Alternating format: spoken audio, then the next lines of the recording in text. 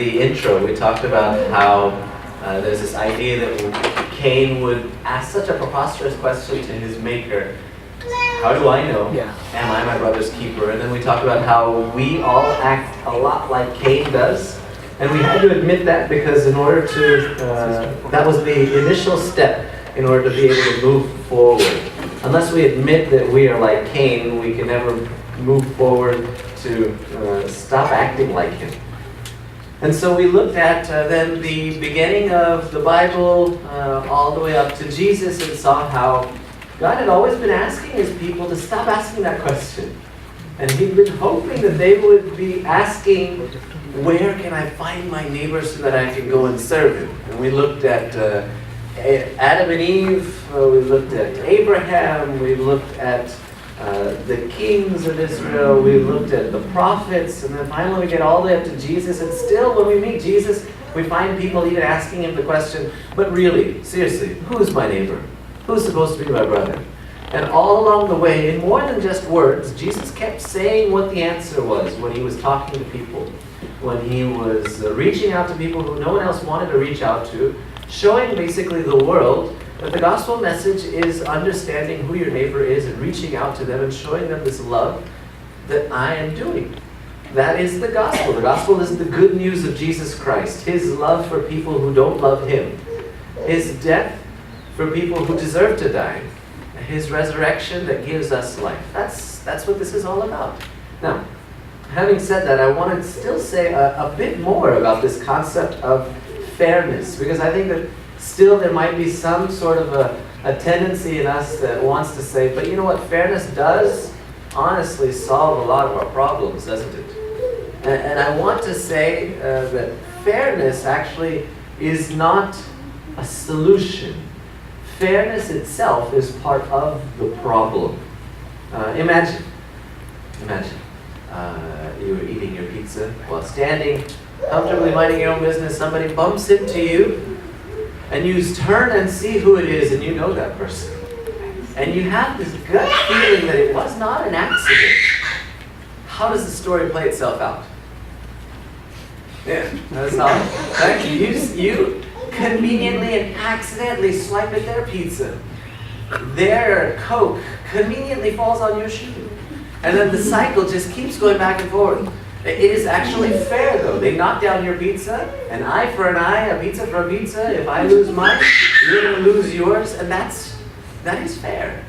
But then you see how this is part of the problem, because fairness never has an end to it. Fairness in and of itself never actually makes things any better. Fairness causes things to escalate quite quickly. A passing comment is how most arguments start. You ever think about it? A passing comment, a comment that's just said casually, but with just a slight intention of causing some harm, is all it takes to cause a full-blown argument. And so that's what fairness does. That's the path that fairness takes us down. And so in order to break out of that, we have to employ a revolutionary kind of response. And the response is a response of grace. But still, this idea that we see, you look at the world around us, you read the headlines. A young man was shot. Attacks then go towards the police. Police then are victimized. And then people then turn around and start victimizing the people who perpetrated these acts. And so time and time again, you have, even in the headlines, this continuing escalation of fairness. Of fairness, that's all it is. They bombed us, we bombed them. Where does it end? And even at some point, countries, we understand that this has to end. This is the whole idea behind the nuclear proliferation movement, of trying to go through this series of disarmament, of, hey, let's not get to that phase, because if we do what's natural to us, we will all end up with an eye for an eye, a tooth for a tooth. Right? And you know how that phrase goes, right? An eye for an eye and a tooth for a tooth leaves the whole world blind and with dentures. Right? I don't think that's how it goes. But the idea is still the same. So, this idea then has to come to an end. How can you find a solution to when somebody wrongs you? What is the right way of handling things? Fairness is not a solution to the offense. The world does not need more fairness. The world needs more grace. The world needs grace. The world needs the gospel message. Every other religion is remarkably different from the Christian faith in this one idea, in this concept of grace. Whereas in other religions, you want to be gentle, you want to be nice, but that's only because you have an aim. You want to reach moksha, or you want to reach enlightenment, or you want to get somewhere for yourself. It's only in Christian faith that we have a clear teaching of this radical kind of response, grace. Jesus says, if somebody slaps you on the cheek, what are you to do? Turn the other cheek. Find another religion that teaches you that. Find a parent that teaches you that. Right? It's so radical. It's so different. This is the response of Jesus. For Jesus, fairness is not an answer. He knows that this is the problem, so that he understands that if someone bumps you and you lose your pizza, your response must somehow be rooted in grace. Now, that means, it means that others will come and bump you and you will lose more pizzas along the way. Because everyone knows, hey, if you want to get a good laugh, bump that guy. He's not going to do anything to you. I am promising you ahead of time that will happen. Jesus himself promised you that. When you follow after me, you will be persecuted.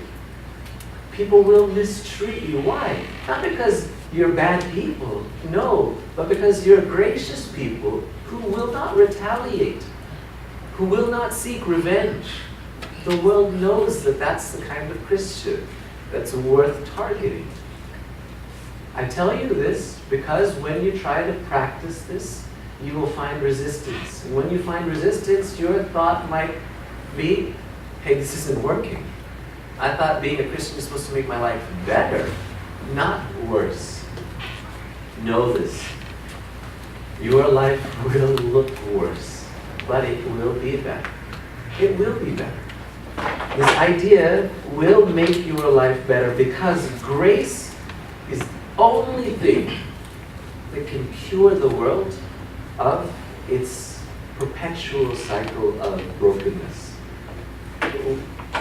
We must break the cycle. I know that, and I've had plenty of experiences of this too, where me and a friend, we get into an argument, and then it's just like this cold war between us, a silence. I don't want to say anything because I'm waiting for them to apologize. They don't want to say anything because they're waiting for me to come and apologize. And then we just have this stalemate. I remember we were coming back from a youth conference, me and one of my good friends, and we had just stopped off at Dairy Queen. Right? And Dairy Queen is known for its ice cream and its desserts. So we had to get it. I don't know if you guys have. There's no Dairy Queen here. Is there Dairy Queen? Yes. Oh, Yeah. You have Dairy King. but you don't have the Hungry Buster, do you? So in Texas, that's a big deal, Dairy Queen. And so we bought ice creams, and then so we're eating ice cream, and then I have him hold my ice cream while I'm driving. And then this fight happens, this argument happens. And nonetheless, it was an argument because of how we should lead worship team. And it then created this 15-minute Cold War. All the while, our ice creams are melting. And nobody wants to say anything. Until finally one of us breaks the ice and says, man, I hope it's not completely melted. And then we have a laugh about it and we move forward. But somehow, if you want a relationship to be restored, stop waiting for them to restore it. What if Jesus said that to us? I love these guys, but you know what? They really messed it up. And this is totally their fault. I had nothing to do with it. I told them not to do it, and they still did it. You know what? No. It's not my responsibility to go and chase them. I did everything for them. I'm just going to show them who I am, and they need to come to me. He would be absolutely fair in doing that. He would be absolutely justified in doing that. And yet he knows that is no solution. And so he breaks the cycle, and he shows us grace. While we were yet sinners, he still loved us. Right? He took the first step in reaching out to us. So this means that we have to act in a similar way. And I know, and I admit that there are going to be extreme cases that happen in life. Cases like domestic abuse, cases like child abuse. There are certain evils out there that you don't just turn a blind eye to. And I don't even know if you just are supposed to give the other cheek for these things. Right? So I want us to not be naive and go out and ask for another punch in the face. That's not what I'm talking about. Because there is a time for us to flee from evil. There's a time then for us to protect life. There's a time for us to defend life. But all of these things must be done in the spirit of grace and not a spirit of retaliation. A spouse needs to take the proper actions when things are going absolutely wrong. But it can be done in a gracious way, and it can be done in a very hurtful way. And so on and so forth for the different extreme cases that we can think of. These extreme cases cannot be the excuse that we use that then stops us from being gracious people in this world. This is one of the things that I think really hinders us. We allow our inability to imagine how God can use us and how God is able to restore situations. We allow that inability of ours to stop us from acting in grace, from believing what God can do. You know the story of Peter, right? Peter decides to walk on water after he sees Jesus walking towards him. It's pretty miraculous that you see a man walking on water. He sees this, and after the quick exchange of words, he realizes, this is my master. Jesus, if it is so, call me out to walk on the water. Okay, come, walk on the water. And you remember how the scripture goes? He starts walking. He actually does start. But then he looks around and sees the storm and begins to doubt. Now there's a way in which we read that makes us think that, oh, he must have doubted Jesus. I don't think that's the way to read it. I don't think Peter doubted Jesus and Jesus' abilities. I mean, how can he? He's looking right at Jesus, and Jesus himself is walking. Of course, he has the power to do it. So what is the doubt? I think the doubt is in what Jesus could do through him, a fisherman. And the fact that he's a fisherman means that he's failed out of this lineage of school that leads you up to being a rabbi.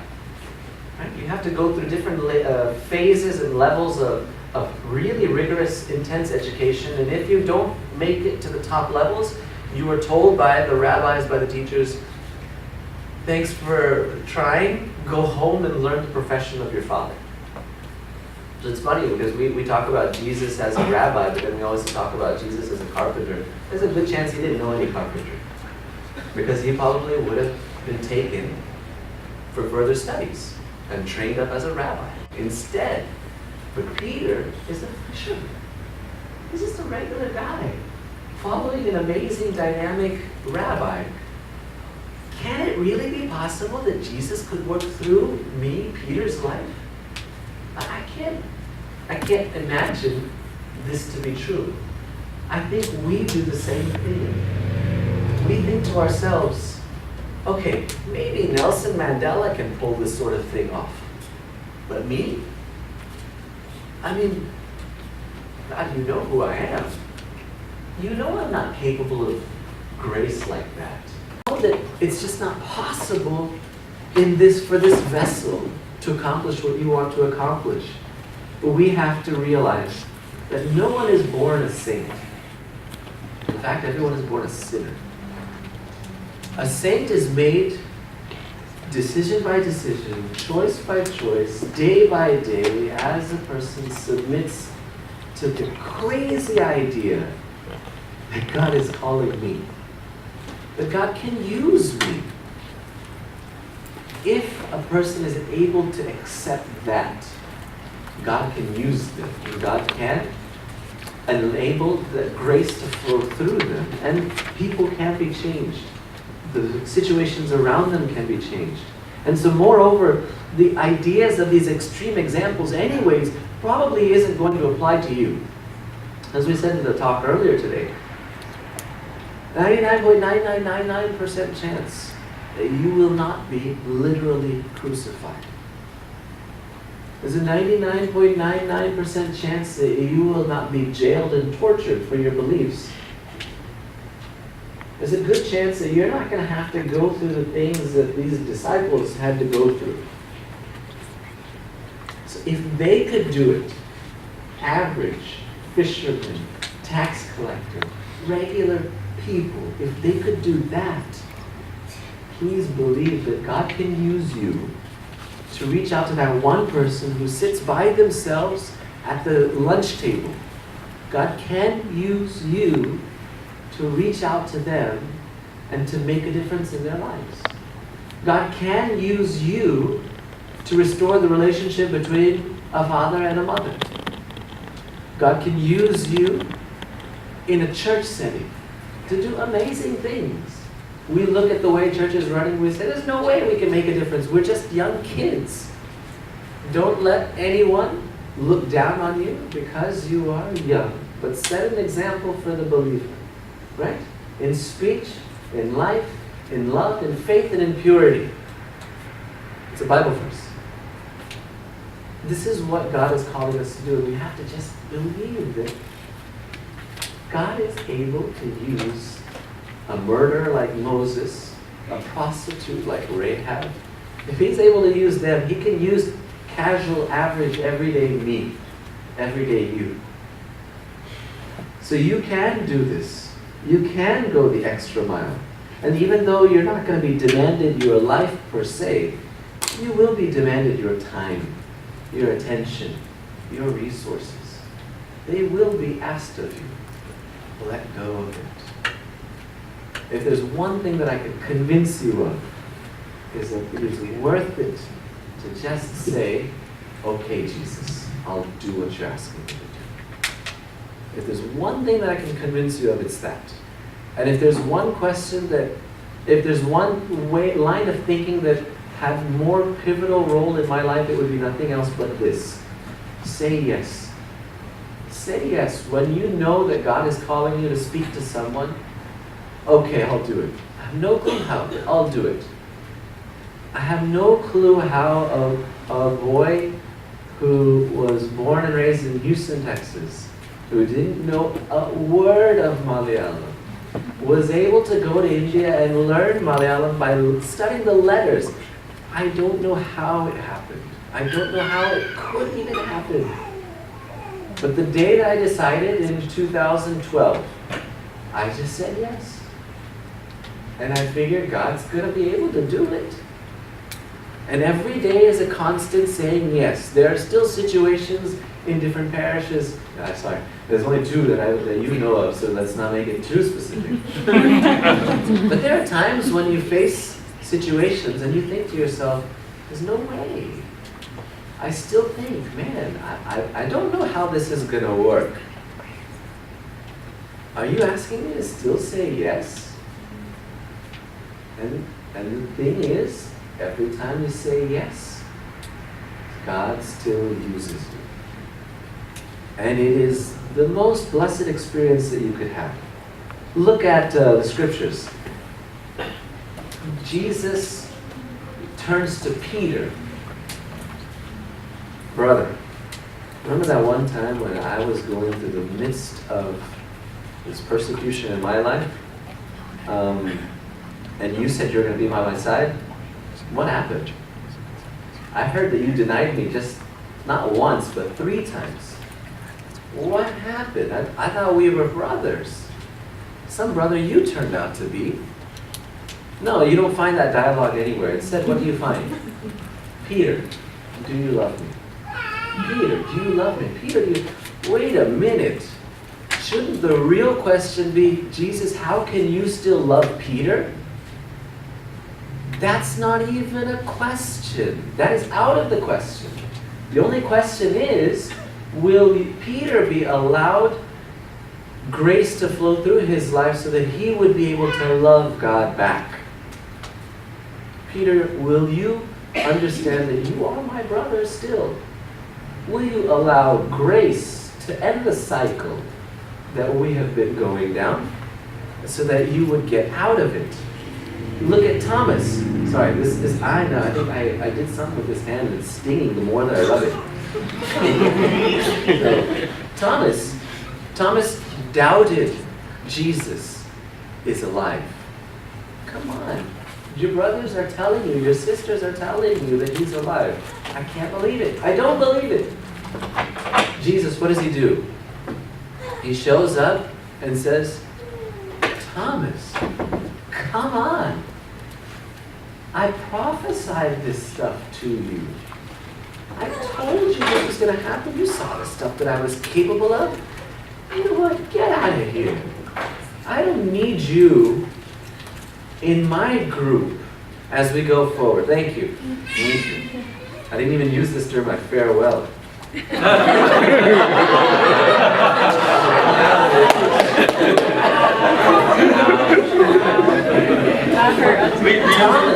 used it.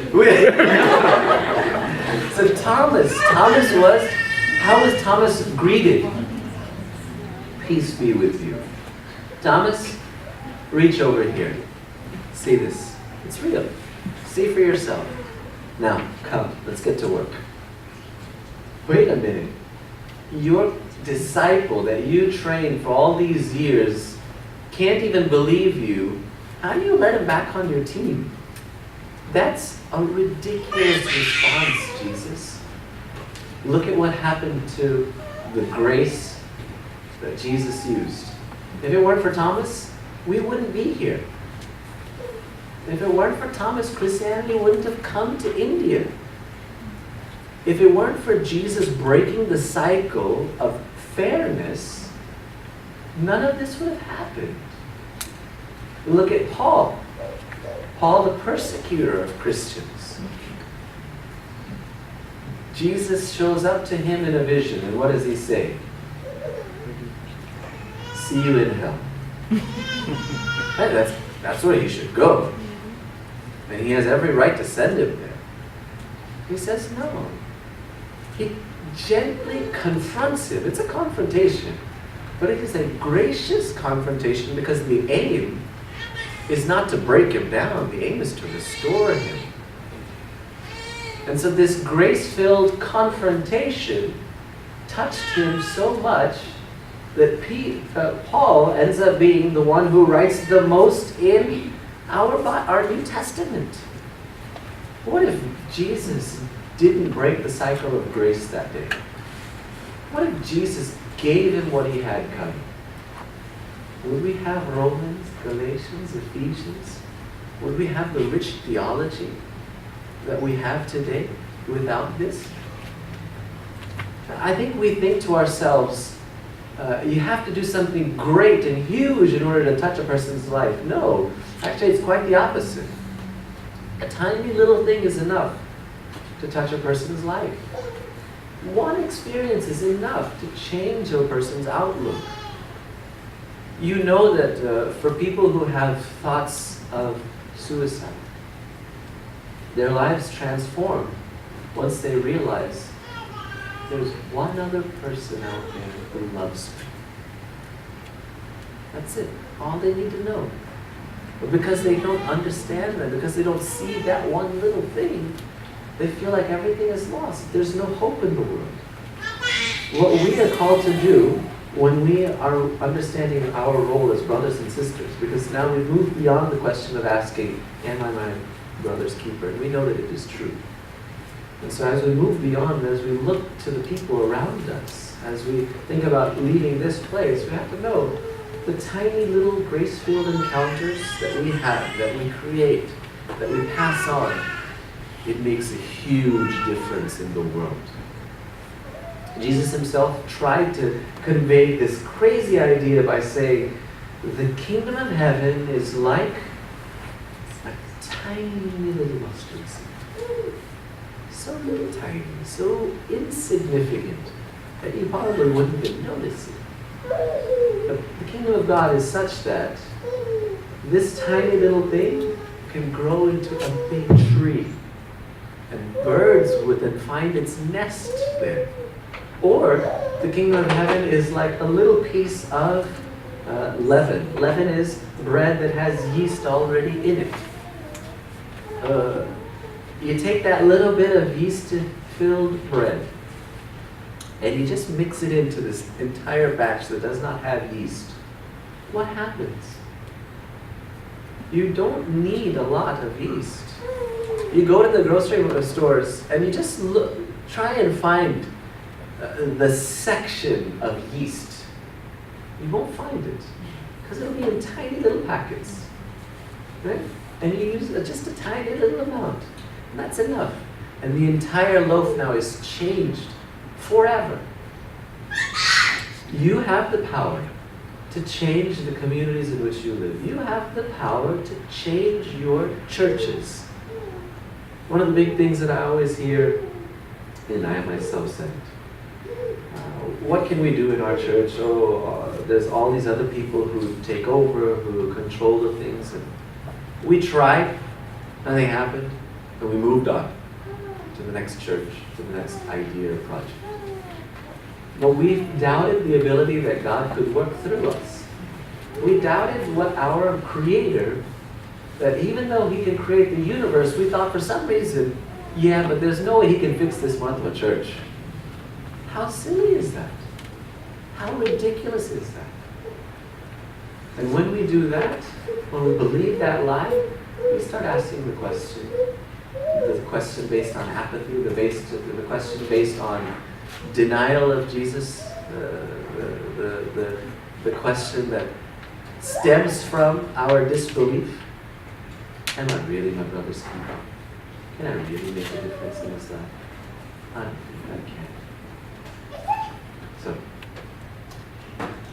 know this. Even in Revelations, we find this beautiful image of two brothers sitting down and laying next to each other. Do you know who these two brothers are? The lion and the lamb. The unlikeliest of siblings. Made siblings because of grace. Natural born enemies. And we have enemies too. Because of our nature, our sinful nature. And so we can say, yeah, that's our natural enemy, natural born enemy.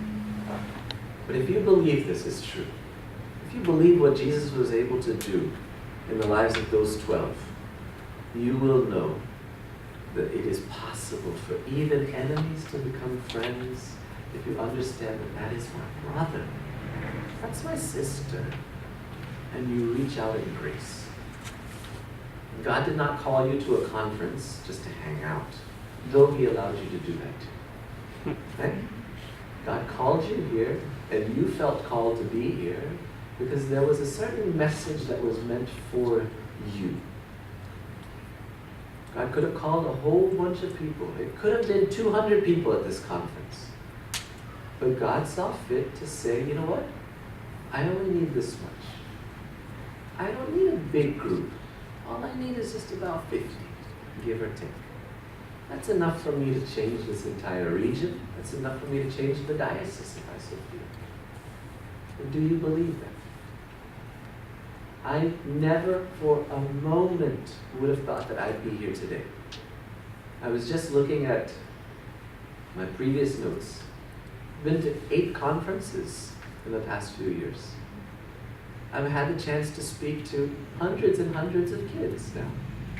I never thought for a moment this would be possible. Jesus would have said to me, I'm your brother. How can I not say the same back to anyone else? Say yes to Christ. Go in faith knowing that God can use you because He didn't make a mistake when He called you. And know that you can change the world around you. End the cycle of fairness. Please. Once and for all. Actually, not once and for all. Time and time again. End the cycle of fairness. Show the world what is really a solution. Grace. And let grace drive you forward as a believing community so that our message would be loud and clear. Grace wins every time.